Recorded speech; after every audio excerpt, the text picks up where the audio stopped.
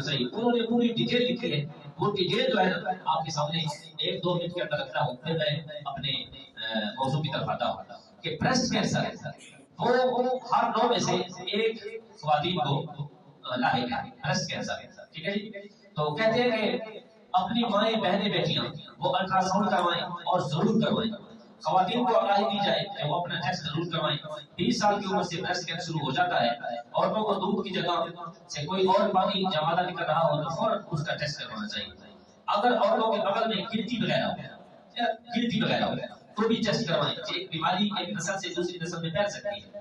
پہلے مرحلے میں گلٹی بننا، دوسرے مرحلے میں گلٹی کا بڑھنا، تیسرے مرحلے میں گردن کی ہڈی اور بغل کا حصہ ہے. چوتھے مرحلے میں ہڈیوں، پھیپھڑوں، جگر اور دماغ تک پہنچ جاتا ہے. اس مرحلے میں مریضہ کی جان بچانا بہت مشکل ہو جاتا ہے. یعنی گلٹی اگر اتنی بڑی ہو گئی ہے کہ اس کا ٹیسٹ بھی نہیں کروایا، اس کو چیک بھی نہیں کروایا، ٹھیک ہے، اس کا معائنہ بھی نہیں کروایا، تو مریضہ کی جان بھی، ہماری مائیں بہنیں بیٹیاں ان کی موت بھی واقع ہو سکتی ہے. اس کا علاج کیا ہے؟ فرمایا پہلے مرحلے میں تو گلٹی نکالی جاتی ہے، دوسرے مرحلے میں بھی گلٹی نکالی جاتی ہے، تیسرے اور چوتھے مرحلے میں سرجری کے ذریعے، آپریشن کے ذریعے پورے جسم سے اس گلٹی کا خاتمہ کیا جاتا ہے. بریسٹ کینسر سے کیسے بچا جا سکتا ہے؟ اپنے جسم کا خود معائنہ کریں اور باقاعدگی سے احتیاطی تدابیر اپنائیں. یہ سارا پروگرام کس کا ہے؟ یہ سارا پروگرام آگاہی مہم کے ذریعے حکومت پاکستان کا ہے، حکومت پنجاب کا ہے. اللہ تعالیٰ حکومت پاکستان، حکومت پنجاب کو ایسے اچھے اقدامات، بڑا تحفہ ہے، بہت بڑا تحفہ ہے. اور آج کل ہمارے پاکستان میں صحت کا خیال نہ رکھنے کی وجہ سے بہت سے موذی مرض جو ہے وہ آتے جا رہے ہیں اور پھیلتے جا رہے ہیں.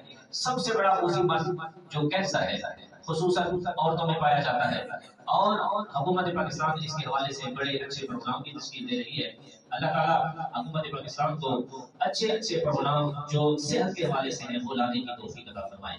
حضرات گرامی، ہم جس معاشرے میں، جس گھر میں رہ رہے ہیں، اگر میں گھر کا سربراہ ہوں، آپ گھر کے سربراہ ہیں، تو ہمیں خصوصاً اپنی بچیوں، اپنی عورتوں میں ان کی صحت کا جو ایک معیار ہے نا وہ رکھنا چاہیے اور خیال کرنا چاہیے کہ ان کو ایسی تدابیر، ایسے چیک، ایسے ٹیسٹ، ایسے معائنے ہمیں کرانے چاہیے کہ جس سے ہماری مائیں، ہماری بہنیں، ہماری بیٹیاں وہ کینسر کے مرض سے بچ سکیں. اور حکومت پاکستان نے اس کی بہت ساری صورتیں بیان کی ہیں.